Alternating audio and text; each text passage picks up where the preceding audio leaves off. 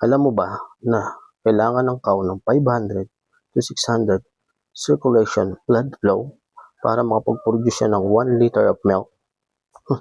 So unbelievable, di ba? Nakakamangha talaga. That's huge amount of blood and all the nutrients na kailangan niya para makabuo lamang siya ng isang 1 drop of milk.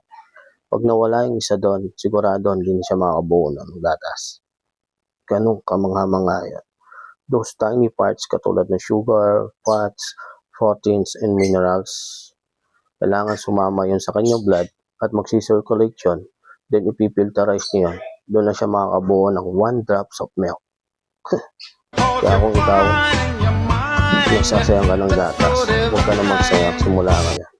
Show some respect to the cow.